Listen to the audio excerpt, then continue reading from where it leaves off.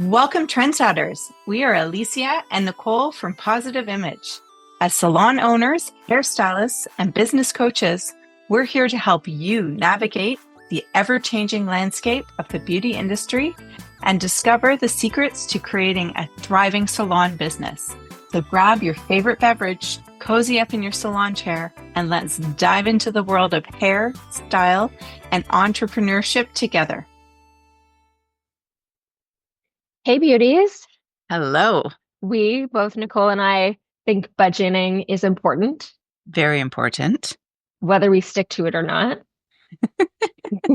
It's just really good to know your numbers. And you can Yes. make very wise and important business decision when you have a general idea or a full Mhm. idea of your numbers. Mhm. There's no faster way to get yourself in trouble by just making a guess based on your bank account. I did want to, talking about budgets and being at the beginning of the year, I did want to talk about the economy and the world.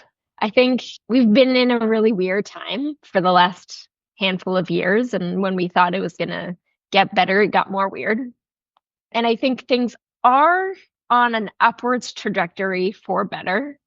The Canadian bank interest rates is supposed to continue to drop, which then means your cost of buying a house, or if you have a variable mortgage, that should also be a better rate again soon. Personally, I don't think that's a massive issue for people. I think it was a concern at first, but I don't think it's a massive issue now that people are kind of figuring things out. It does make a situation where people were urgently selling or buying or whatever the situation was. And now we also have the US and what's going to go on there, and who really knows? Like there is no exact way of knowing, but the plan is to change tariffs on import, which doesn't necessarily affect us unless, of course, our government makes changes. Because I don't know about all of you, but I don't think you're importing lots of things to the US. Whereas I do order some things from the US, and some of our product lines order things from the US. And so that may have an impact.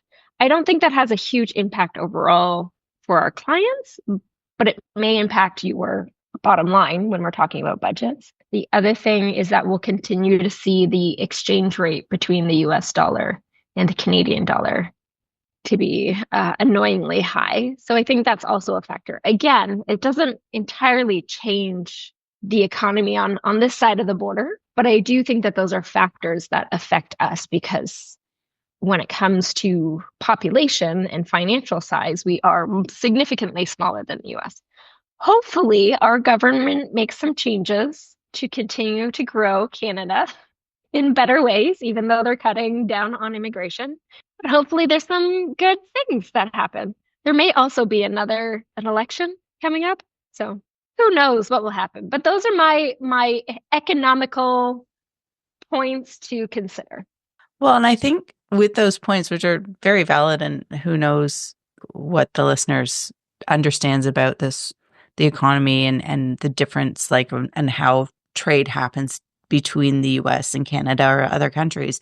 But one point that I would love to grab from this, in that, like, let's put a positive spin on it, is maybe if things start to get really tough with importing different products or lines, maybe let's look to see what is available as a Canadian company or Canadian line. Like, I know AG Hair, which is one of the lines we use, they're made in BC. There's another line that I just stumbled across that is also made in BC. So, if you're getting fed up by the raising costs and prices of the products that you use, maybe it's now time to look in your own backyard rather than kind of what's popular. So just more food for thought in that regard, but definitely some food to think about, because it's really important and it will affect our bottom line at the end of the day. I think that's a great point to consider is the ability to pivot, to know your numbers, to see what's happening and to research what else is available and pivot if something isn't really in your budget. And maybe that also means pivoting to a line that is a bit more, not low end, just more affordable because you could have something that's on the same level, but whatever the cost is just different. And that's not just your retail. That also includes everything you use behind the scenes to do your business as well, even software. Everything's going up in price. It's remarkable. And also your prices should be going Mhm. up as well to help soften the blow when it comes to the everything that we have to pay for as a business owner. So much fun. So today's topic, if you haven't guessed by now, is all about the economy and the budget. Um, and we really want to just kind of narrow in on a few points in this regard. One of them, and I'll start with inventory and how we keep track of inventory, and even from there, how to order with your retail. So I would love to hear kind of the methodology that you do at your salon, Alicia, and then I'll share a bit about what we do at our salon. We do monthly orders, and then we also do usually one small follow-up throughout the month. So I like to make it a percentage of my projected sales. I do still, with my budget and having a projected sales, I do look back to the previous month to see if we were on track, and if we overspent or underspent, or if we were spending on par so that I can adjust. Because if we monitor it month to month or ongoing, we can still stay on track versus guessing what our sales will be for that month and then trying to project how much we need for the month. Because generally, for me at least, I'd be purchasing the order at the beginning of the month for what I believe we will need for that month based off of our sales. I think the rule of thumb is like 6% of your total sales for back bar and 12% of your service sales for retail. We have basically a set amount that we like to have in the salon. So we tend to order, we're a bit more heavy-handed. We're fortunate that one of the sales reps that we use gives us a 6+1. So meaning every 6 items of one thing. So 6 shampoos, then the company gives us an extra one for us to use back bar and that sort of stuff. And that's fantastic. And we try and monopolize on that as best as we can. So we have a set inventory that we use. And if we're close to the 6, we'll order the 6+1, and then just offset that. That helps offset the time before. We try and use the computer system to keep track of the retail. So it's just an automatic reorder from whatever has been purchased throughout the month. And then with the color, we tend to rip off the tabs of the color boxes. And then that's what we use to go over the inventory. And then we have a shared notes on our phone that if there's anything going, oh, we need extra of this, or or something's out and we didn't realize it was out, we can just put those on the notes. And then whoever's doing the ordering just uses that notes, and then we clear it and we start again. So find that works really well. Being 16, 17 years in business, there's been so many iterations of different ordering styles that we've done throughout the years that some work really effectively, and then all of a sudden technology gets implemented, and then or some work effectively and then everybody's busy and all of a sudden now we're out of 20 volume, which always the one that we tend to run out of first. For me, I've always loved the functionality of the purchase orders on the software and being able to put in your min max. I like to do like the min max pull, but I will go through it individually myself before I place that order. I think that might be the issue um, with the function, which I think is maybe where some people get a bit lost. I can't imagine someone doing the whole order by hand, not using um, their software, but I know people do that as well. I'm sure that was a method you used to have. Yes. I would say for me, a key part, and I know when I've had my managers take over it was part of the training for having them do it, is that you also need to pull up your product usage from your previous month. And so that is key in knowing, okay, so I'm out of this or I'm down to one, but we only sold one last month. And maybe we also go back and check the month before. We sold none the month before. So to me, that's not a priority to order. I want everything on the shelf still, but I'm more of a minimalist, just because honestly, I would say the big key thing is because our line is so big. Whereas Nicole, you were saying that you like to have maximum inventory at all times. Yes, but I also carry two lines Right. as well. But I think both lines, they are fairly big, but they're not take up the entire retail shelf. And the reason why I carry two lines is because one of the lines is a high-end line. Hmm. Like you're spending 40, 50 plus dollars on a shampoo, where the other line you're spending about 26 to $30 on a shampoo. Right. So that way we feel like we have kind of like whatever suits your budget. It works really well. Yes, this product, like if they take them home and compare them for themselves, you will see the difference between the two product, but they'll both clean your hair. Yeah, they sure do. I like that. I think that's great too. I don't know if I could handle that because of the size of Davines, but I do always see people doing that, and I do think that that's a great opportunity so that you can still offer a different price point option for all of your clients, especially like my newer stylists, like their price point is significantly lower than mine. So their clientele is probably looking for a significantly lower shampoo, but they're still interested in a professional shampoo versus my clientele may be completely open to the price range that we currently have. I think that's a great option too. Well, and it's always good not to assume. Like I will always present the two different options, but I'm not going to like look at them going, "Ooh, you're the $20 client." No, yeah, totally. Because like I mean, I think it's completely reasonable also for my own clients to want a lower price point. I'm definitely the stylist that's like, oh, you have little ones that are old enough to be stealing your shampoo. You're going to either want to hide this or decide to buy it for them, but you shouldn't be buying this for them. Yeah, exactly. Or here is their shampoo, Yeah, and this is mommy's or daddy's special shampoo. yeah. You gotta like hold on to that stuff like a prized possession. Exactly. So why is bringing up retail when we talk about budgets or purchase orders when we talk about budgets important? At the end of every year, we need to do our inventory, meaning our accountant or your accountant should be asking for the inventory that you have in the salon to, it just helps with your balance statement at the end of the year to show what you had purchased. Yep.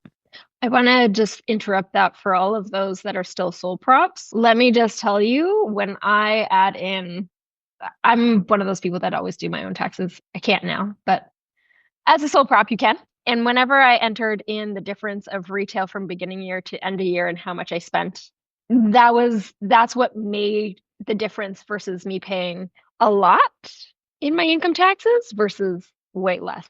So there is every reason why you want to do that as a corporation as well, because it's still going to benefit you as a corporation as well. But as a sole prop, you're going to probably notice it in a very personal way. Sorry, go on. So what this is basically it's a count of all your things times the amount that times the money that you've spent on it. If you look at your retail shelf, it can give you a snapshot of how much money is actually sitting on your shelf right now.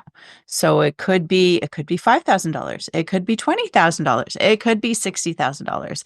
It will surprise you when you do this of how much money is actually sitting on your shelf. And so from there, it's also really important towards your budget. When you're looking at the money coming in and the money going out, this is also money that the business owns or money slash product that the business owns. So if you're doing a business evaluation as to what is my business worth, this would also be incorporated in how much your business is worth. So bare bottom, if I have $20,000 of products sitting on my shelf and $20,000 of color sitting in that shelf, your business at the bare minimum is worth $40,000. I think that's a great point. I don't normally look at it like that, but that is a great point. That is value in your business. So keeping in mind your retail is going to be important so that you're staying on budget, because if you overspend by $1,000, like that's a big deal for majority of us.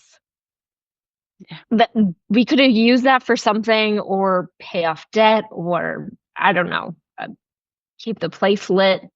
Uh, there, profit, pay yourself. There's so many things that like that $1,000 that are now just sitting there that you didn't need to spend. So being mindful of what that is, and that goes into so continuing with the economy still being in a spot where it is fine. I think people do totally have the money to spend.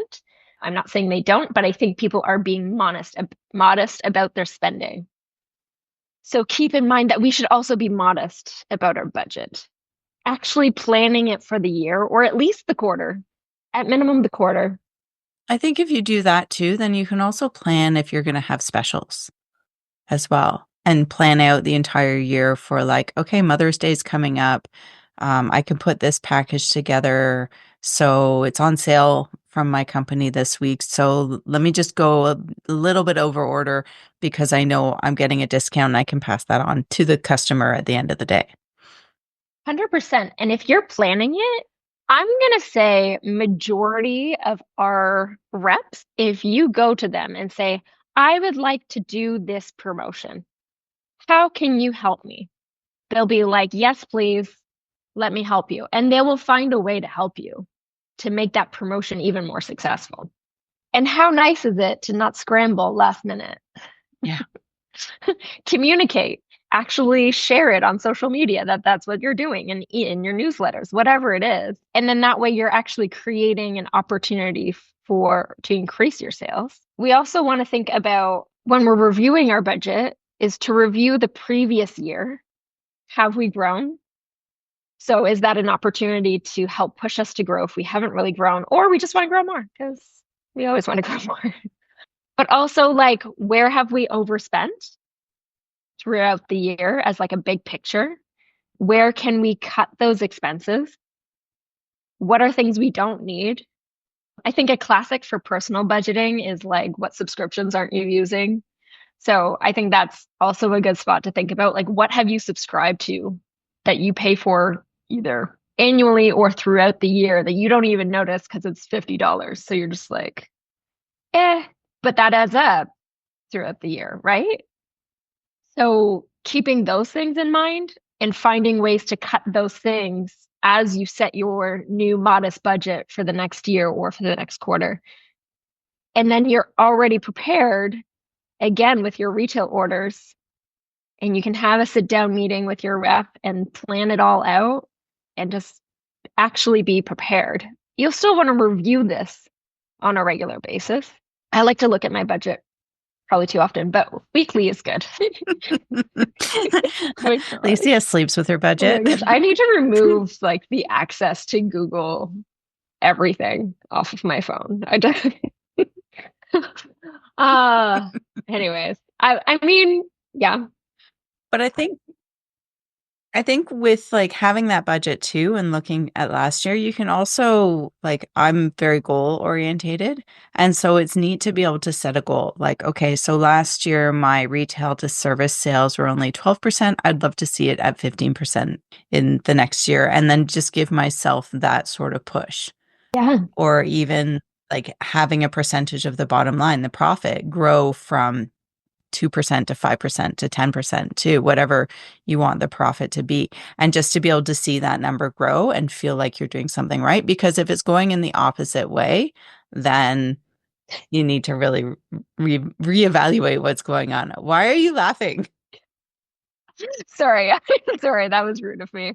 I'm just thinking of if I throw out a wild question, if you will be on the same page or not. Okay. My wild question is how how do you get to your big goals? How do you get to your big goals? What Mhm. do you What do you have to do to get to your big goals? mean? Oh, you want like mindset? I mean, mindset is very important, but there's something else actionable. Do the things? Yeah, you do have to do the things, but like you have to. So if we have a big goal for the year Yeah. or even the quarter, or even the month, we still have to set out like how we're going to achieve that and get there. I know for you, you're just like, we're just going to decide that it's happening and then my mindset's going to take control. But I'm sure you still take some actionable steps. There is action, but the action comes from, okay, now we're getting into a mindset conversation, which I'm all about, but it's way more complex. But the action comes from the motivation. So for Mhm. me, Okay. I set a goal and I find the why. Why is this goal really, really important to me? And so that becomes my motivation. And from there, I start to think about, okay, Nicole, who has a 20% retail to sales, what is she doing? She's having more conversation. She's forming the clients of why, like, I'm giving them a service. I'm not selling for the sake of selling. I'm selling for the sake of educating and knowing that I am bettering their life at the end of the day because the product that they're using is going to be easier. And so from there, because my intention is different, now I'm having different conversations and I'm finding that that sale is easier to make because I'm coming from a place of I'm serving you rather than I'm selling to you. Love it. You still took actionable steps. Yes, but not in the pen and paper. I need to do step 1, step 2, step 3. Yeah, I'm going to analyze what's happening. I love, like, first, I'm going to set an intention to do this thing. This is my goal. I've set the intention. Now, for me to achieve that goal, I need to analyze how that's happening, who's doing great at it, how do I improve? And these are the things that I need to improve. Right. So this is the difference between somebody with more of an analytical mind. We were joking about doing the ways that we're the same and the ways that we're so different. But this is true. Like I love it. I have a lot of blind faith and I just know that as soon as I set my mind to do something, like I'm great at finding parking spots because I just close my eyes and I can visualize a parking spot, especially in front of my parents' house, and 9 times out of 10 is there. And so I use the same sort of thing. And I've had people in the past say, "Oh, you have too much blind faith." No, I have the perfect amount of blind faith because it's always working out for me. But if you need that like step-by-step guide of how to do it, listen to exactly to what Alicia is saying because it is a great step-by-step guide. But if you have ample amount of blind faith like me, then just set it and forget it. I am a infomercial through and through. I love it. Just keep pouring that blind faith onto all of us, and I'll add the little steps for everyone else. I love it. I'm sorry, listener. Why are you sorry? No, that's great. I think that's great. And I think that's a great way to wrap up this episode. So I want to know all about everyone's modest budgets and what they're doing in the podcast comments. Yep, and have a little blind faith. Thanks so much for hanging out with us today. Take this knowledge and just keep developing yourself. And hey, we want to hear from you too. Join the conversation using our hashtag Positive Image Podcast. Share your thoughts, questions, and success stories. Who knows, we might just feature you on an upcoming episode. Don't keep us a secret, tag your friends too. Want to keep learning? Check out our show notes. Find us on Instagram at hello.positiveimage and be sure to hit that subscribe button so you never miss an episode filled with inspiration and insights.